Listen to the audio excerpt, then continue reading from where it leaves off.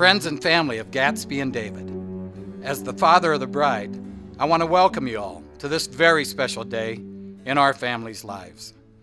Little girls have great imaginations. Little girls have dreams. One day, 23 years ago, my little girl wanted to pretend to get married. We went out and bought a wedding dress. I put on my only suit. Raquel was the maid of honor. Shirley videotaped the entire ceremony. I remember wondering that day what the real day would be like. Who would Gatsby actually marry? Would I even like the guy? Today, all those questions are answered. Today, I get the son that I've always wanted, and I could not be more excited. Someone to take care of and to be a friend to, my little girl, for the rest of her life. Someone who loves Gatsby as much as I do. Today, one of my little girl's dreams comes true. Mine too. Ladies and gentlemen, please rise and thank you for being a part of making this dream a reality.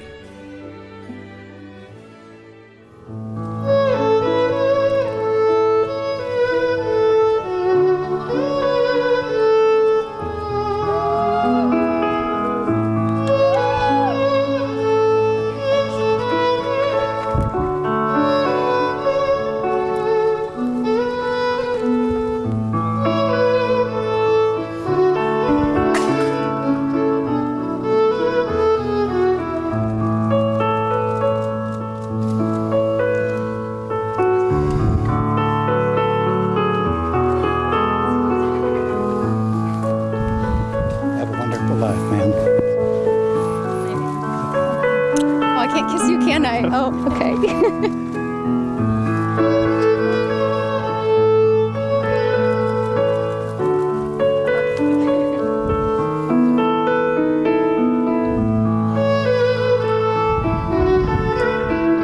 Look beautiful.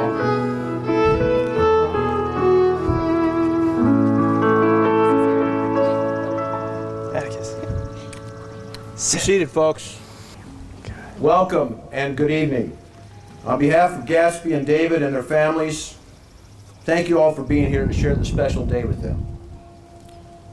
Gatsby and David requested I introduce myself, explain how I know David, and to tell a funny story. I'd like to give you a little background information first. My name's Matt Samuelson. I'm a county judge in Blair, Nebraska, Washington County, and I have been a county judge since 1999. And that's where I first met David. David was hired in May of 2012 with the Washington County Attorney's Office. So I've known David for about 2.5 years.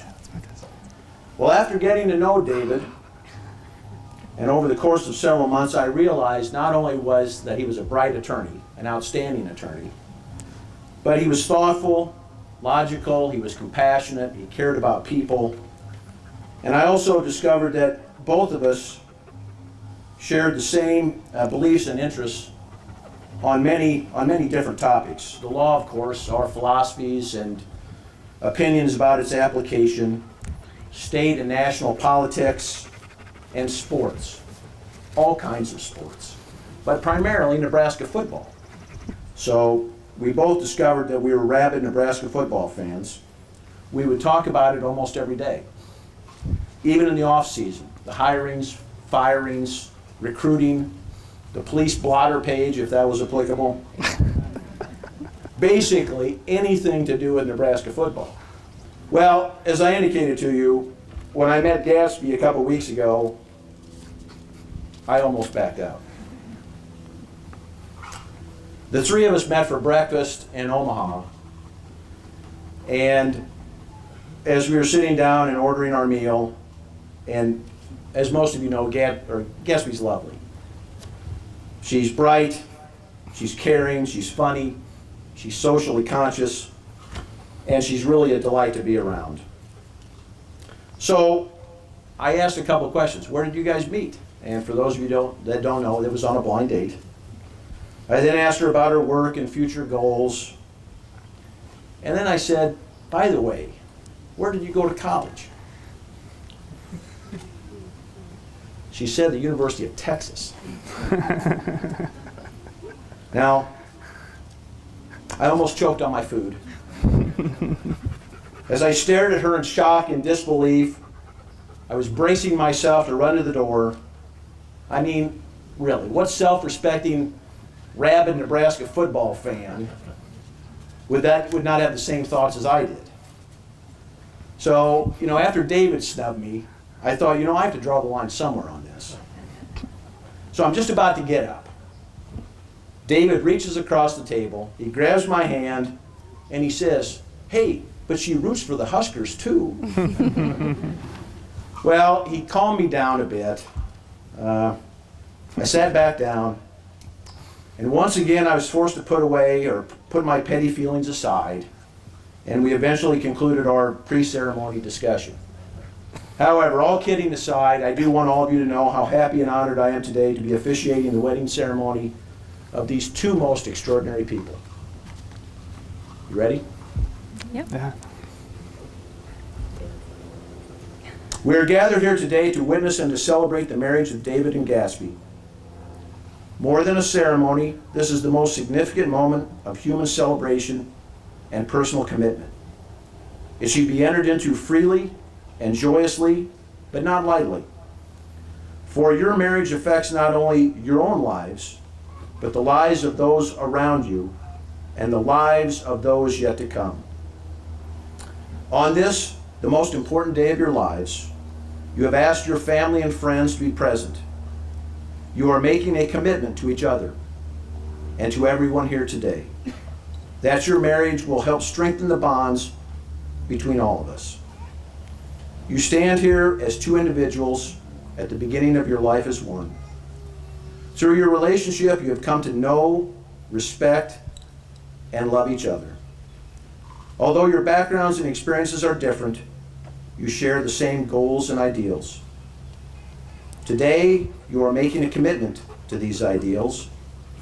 You are promising each other to work hard every single day to make these dreams come true. From this point on, you are promising to do it together. And that's true. Your lives should be a life together, sharing in each other's joys, successes, and failures. But there should also be a space in your relationship. Allow each other the room and privacy to be individuals with hearts and minds of your own. You fell in love with each other as individuals. Each of you should keep the freedom of spirit and individuality that brought you two to stand here together today. In that spirit of individuality, David and Gatsby selected two readings that they find meaningful. The first selection will be read by Randy Hill, and the second by Matthew Schaefer and Teresa Perez Howell. May it please the court.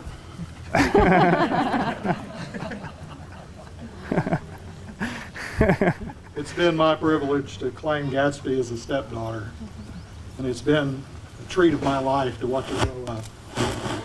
And I am so pleased and proud to read a poem that Gatsby asked to be read by the poet Khalil Gibran. It's out of the Prophet, and it's some observations he had on marriage. Then Almitra spoke again and said, "And what of marriage, master?" And he answered, saying, "You were born together, and together you shall be forevermore. You shall be together when the white wings of death scatter your days. Aye, you shall be together even in the silent memory of God. And let there be spaces, but let there be spaces in your togetherness. And let the winds of the heavens dance between you. Love one another, but make not a bond of love. Let it rather be a moving sea between the shores of your souls. Fill each other's cup, but drink not from one cup. Give one another of your bread, but eat not from the same loaf. Sing and dance together and be joyous, but let each one of you be alone. Even as the strings of a lute are alone, though they quiver with the same music. Give your hearts, but not into each other's keeping. for only the hand of life can contain your hearts. And stand together, yet not too near together, for the pillars of the temple stand apart, and the oak tree and the cypress grove not in each other's shadow.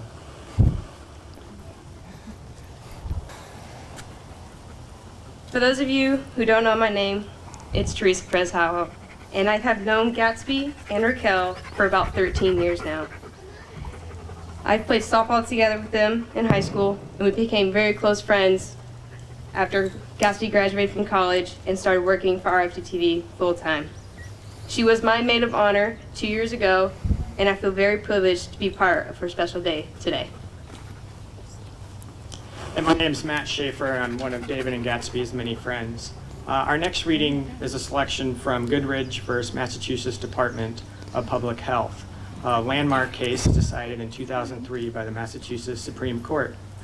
The majority opinion in Goodridge identified marriage as a social institution and eloquently drew the connection between this deeply personal choice and an array of broader community benefits. The opinion also happened to be the very first one that recognized marriage equality as a civil right. Marriage is a vital social institution. The exclusive commitment of two individuals to each other nurtures love and mutual support. It brings stability to our society. For those who choose to marry and for their children, marriage provides an abundance of legal, financial, and social benefits. Without question, civil marriage enhances the welfare of the community. It is a social institution of the highest importance.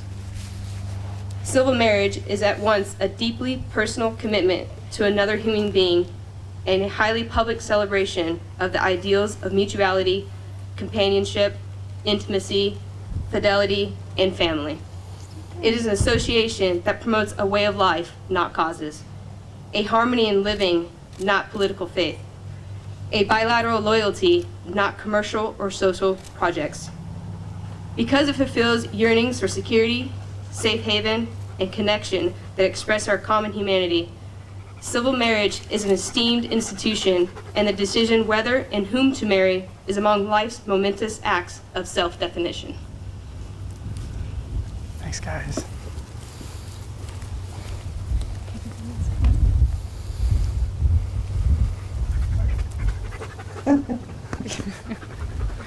Hey, sit. Sit. A marriage is many things. A good marriage is a relationship of love. To be in love means to have a deep sense of identification with another person. It is to live in the life of that person, feeling their joys and troubles as if they were your own. Help each other move beyond fear, distrust, and hostility.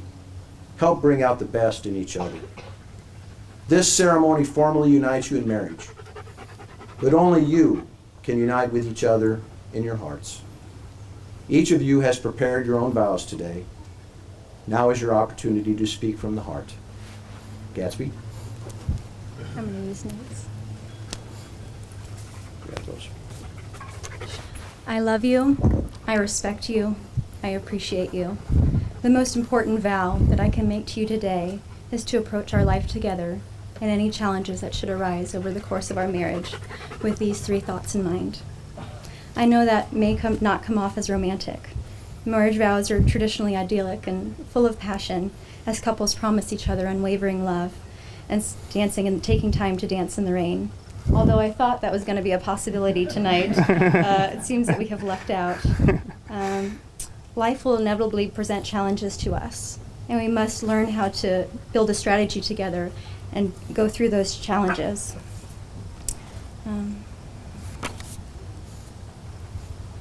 My vow to you today is a strategy made up of promises based on my love, respect, and appreciation for you. I promise to value you as an individual, to encourage and protect your freedom. Although our lives are intertwined, your choices are still your own. I will strive to support your choices and help you achieve your goals. I promise to accept that we are different. Although we have so many similarities, we have different life experiences, and we will see problems differently over the course of our marriage. I will strive to be open-minded and compassionate about your opinions. I promise not to allow my ego to become more important than our relationship. I will strive to release my end of the rope when we're in a tug of war, knowing that there's no such thing as winning when you're in a partnership. I promise to contribute to our relationship based on what is needed and what I have to give. I will strive to do more than my fair share when necessary and not to gripe about it. Keeping score is about doubt and greed, not about love.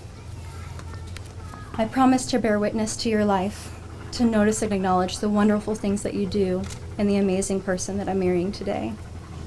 I love you. I respect you. I appreciate you.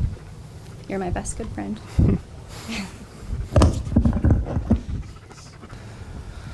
Oh, those were really good. Yeah, they were. You're on. Gatsby, I don't have much of an introduction other than to say that when I wrote these, I tried to think about what it would be like if we had a daughter and she were to find some guy that she wanted to marry. And what would be important to her, and what would be important to us to hear from that person. And these are the vows that I came up with. First, I promise to respect you. I fell in love with a smart, motivated, independent, amazing young woman with big goals and big dreams. And you are capable of achieving every one of those goals.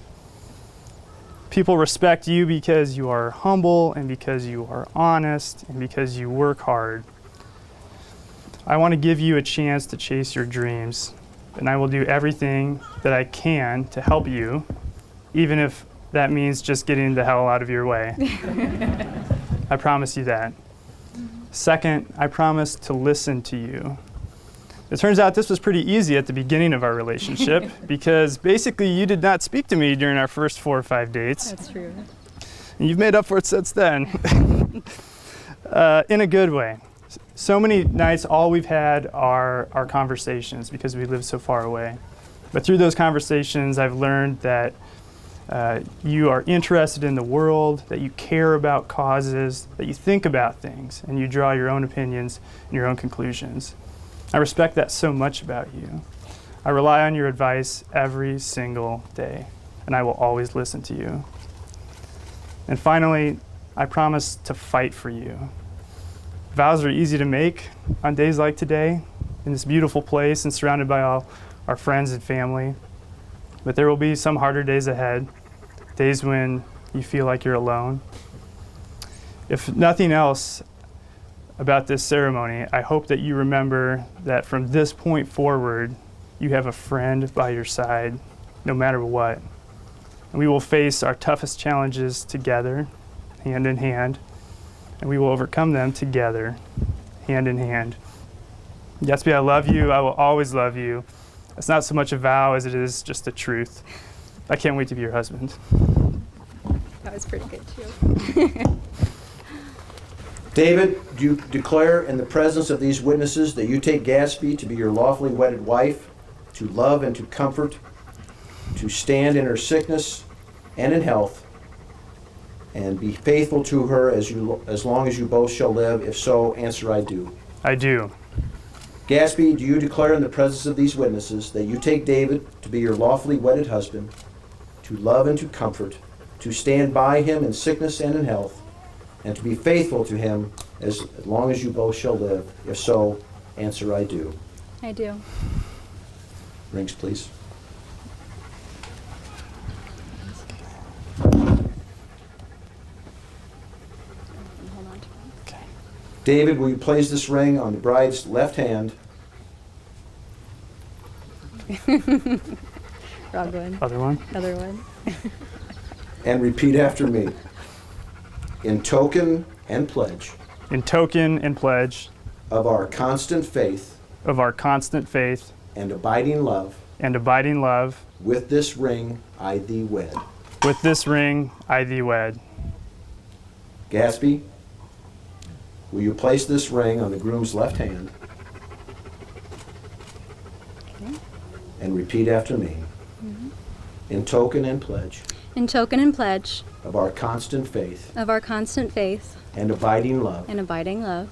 with this ring I thee wed. With this ring I thee wed. With these vows taken and rings exchanged by the power vested in me by the state of Nebraska, I declare you husband and wife. David, kiss the bride. Baby. Come on, baby. You're salty. I know. That's yummy. It's good. Good? Thank you. Congratulations. Thank you. Should we? Oh, we go first, don't we? Give it back.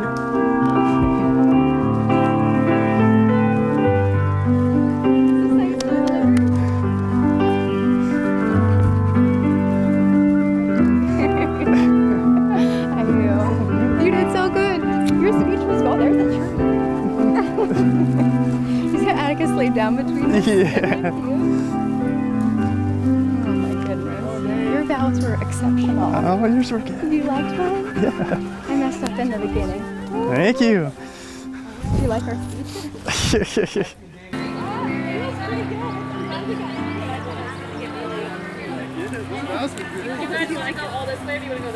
Where are we going? Thank